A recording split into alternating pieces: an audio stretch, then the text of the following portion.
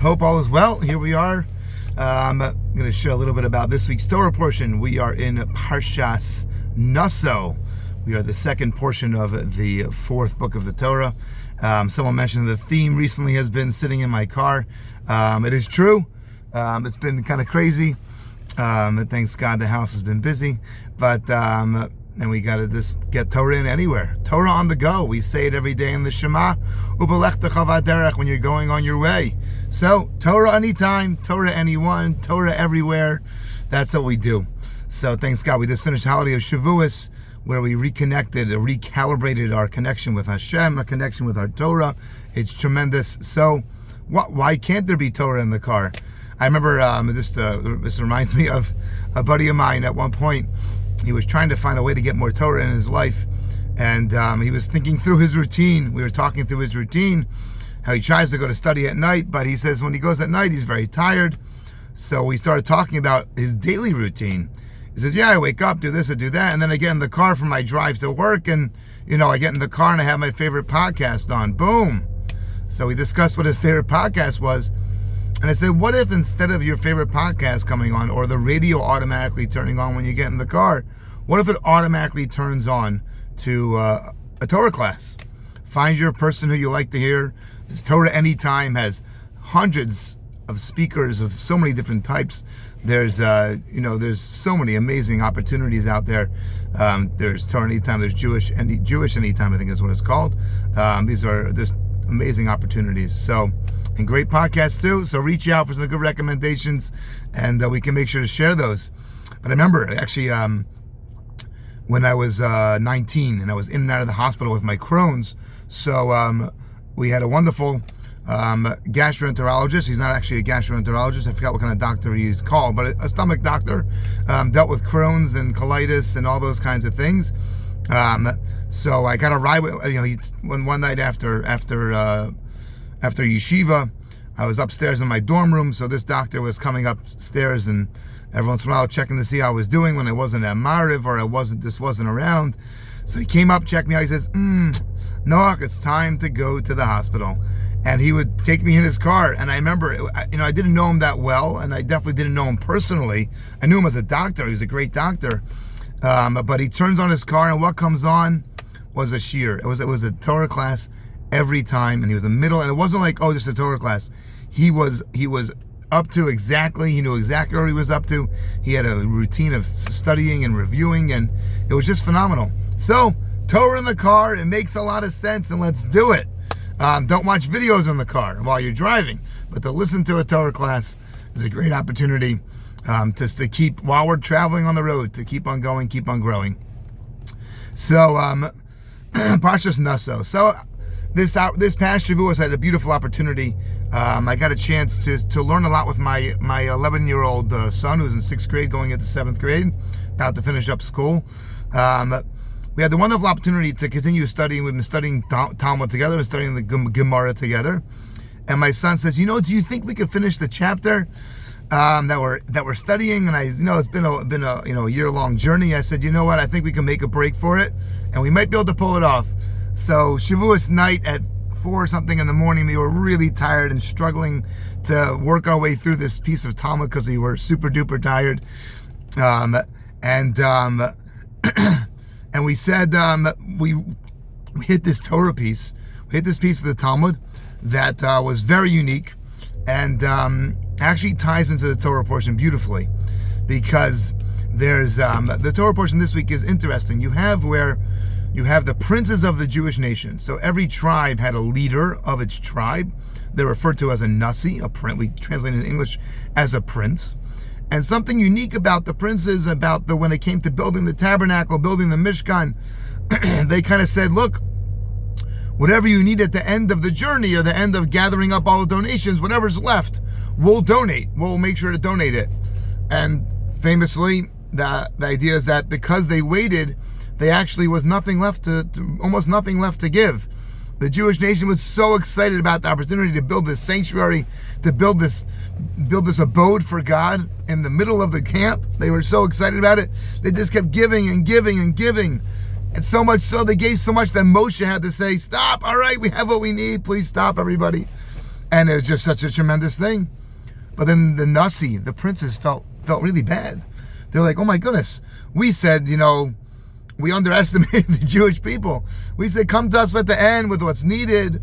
I asked somebody for a donation recently for MJX, from Nefesh Jewish Experience, and they said, I know you're trying to raise, locally between $50,000 and $75,000. Come to me at the end when you feel like you've asked all the people you were going to ask, and let's see how much is left, and I'll make a decision how much I can give based off of that. He's like, I can't promise that I'll fill in the gap, but come to me at the end. And he said this to me last week when we just started reading the Torah portion of Naso. I was like, oh man, what do I say? Should I tell him to give now? Or wait, maybe I want him to wait till the end, because maybe at the end, right? If I wait till the end, then I might get more money out of him. So that was an interesting feeling. But there's always a dilemma that comes up when you read this week's Torah portion, because what does the Torah do? The Torah tells us that on the inauguration of the temple, of the tabernacle, they brought special sacrifices. Each of the Nasim, each of the princes, brought a unique gift, brought a gift to the tabernacle on behalf of their tribe. But if you look in the Torah, they basically gave the exact same offering. And it's very interesting. One time I was in Boston for Shabbos, Parshas Naso, and they had a fellow who reads the Torah, the Baal Koreh, who was reading the Torah, who chanted for the Torah. And he was known not to go super fast, but he was very meticulous, not super slow, but very meticulous. And I was interested to see what would he do when it comes to this Torah portion. Would he just read it super fast like a lot of people do, because it's the same words, basically the exact same words, repeated and repeated and repeated? Or was he going to read it at the same slow, patient speed as he always reads? And this fellow did. He did that. He read every part the exact same. Other people go flying. It's all the same thing. It's repetitive. You can speed your way through it. This fellow said, no. Every part of the Torah is so important, right? Even if it's exact same words as 3 verses before this, it just repeats itself and repeats itself. It doesn't matter. I'm going to go ahead and I'm going to read each part, give it its full effort and its full uniqueness. It's going to get everything that it deserves. And the truth is, of course, if we look carefully, look closely at the portion, we'll see it's not really exactly repeated. What they gave was the same presents, same offerings, but there's little differences in the words. The wording that's used in the text is different. And I saw a beautiful explanation this morning also. I saw this morning that why did the Torah go ahead and repeat it over and over again? Just say all 12 tribes, all 12 princes gave this gift. And the idea is like this, so important. And this is how it connects to that piece of Talmud. Piece of Talmud says if a person prays the service and they forget to add something into the service that you're supposed to add into the Amidah, to the Shemona Esrei, there's sometimes you have to repeat it, right? You have to repeat the Shemona Esrei. And then it says other time, let's say somebody wasn't paying attention, right? And they rattled off the words. So it says you have to go ahead and you have to repeat it, but you have to make sure that you are mechadesh something.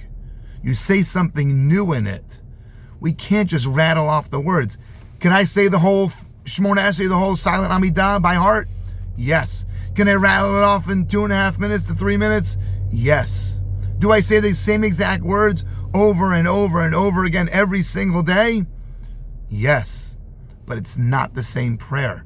I strive and try really hard for it not to be the same prayer. It might be the same words, but the intention behind it, what I'm focused on when I say those prayers, what's going on in my life, the way that it plays itself out, what I concentrate on more, that's not the same. That makes each of the Shemona Esreis different. Each of the tribes had a different concentration when they were giving this offering on behalf of their tribe, on behalf of their people. It may have been the same thing on the outside, same animals, same flowers, same service, but their intentions, their concentration, what they had in mind, what they were focusing on, their people, that was different. We might be saying the same words, but it's not the same prayer. It's not. And if it is the same prayer, that's what we need to change. So many of us have routines every day that we go through, and that's great. It's wonderful. It's amazing. But are we intentional when we do it? Are we mindful when we do it? Does it create a growing experience? Or just check those boxes, I'm doing my thing, boom, boom, boom. Got to go to services 3 times a day. Check. Learn a little Torah. Check. Be nice to my family. Check. Say good morning. Give them a kiss. Give them a hug. Are we intentional? Or are we just doing the same thing over and over again? We want to be growing. We don't want to be stale. Right? We want to keep on growing and doing amazing things. Keep life vibrant and exciting, right? As we say, we don't just want to survive. We want to thrive. And we can do that. We can strive for greatness. We can thrive through life. And God forbid it should be the same thing every day. It's not the same Shema every day. It's not the same tefillin putting on. It's not the same blessing. It's not the same I love you. You say I love you to your family, to your parents, to your kids, to your spouse, whoever it is. Is it the same I love you? Or is there something more there? You can't just be I love you and then they say why? Why do you love me? And you repeat the same thing over and over again. No, it's not the same love. It's growing love. It's more mature love. It's unique or deeper love. Remember when we were engaged, Miriam wanted to sign her letter, love Miriam. We were engaged. You weren't married yet. Use the word love. Don't use the word love. So Miriam was talking to one of her teachers, Rabbi Lipson, from one of her guide, one of her mentors. And Mrs. Lipson said, yeah, you want to write the word love? You don't even know what love is yet. Love is constantly changing. Love is growing. And she gave us this blessing that our love should be a growing love, an ever-growing love that goes deeper and deeper and deeper. You spend so much time with somebody, it can get stale. It could just be routine. But it's not. Let's pay attention. Let's be mindful. Let's be thoughtful. Let's give it some intention. I have this wonderful challenge. I give my kids a blessing every Friday night, and then I try to give them a little secret in their ear. And recently I was like, whoa, 1 second. I'm saying the same thing to my child every week. I was like, I need to set aside some time before those blessings and think, what do I want to share with my child? What's the secret I want to share with them? What's the message I want to give with them? What's that kiss on the forehead? It's not the same kiss. Let's be intentional. Let's be thoughtful. Let's be mindful. Let's put our kokos, our energies into what we do. And if we do that, life's going to be awesome. Because every day is going to be growing and exciting and something new and something amazing, right? And our relationship with God and our Judaism and our Torah is going to be growing relationship. It's not just going to be doing what we've done all these years. And that's what I did yesterday. It won't be the checkbox mentality. Oh, it's so awesome. So God willing, we should not just work on this checking boxes. Yes, we need a routine, but let's make sure we're not getting stale. Let's put some thought into it. Let's put our heart into it. Let's put our soul into it. Let's set aside time to think about how we're going to be new. How's it going to be special? Why is it special?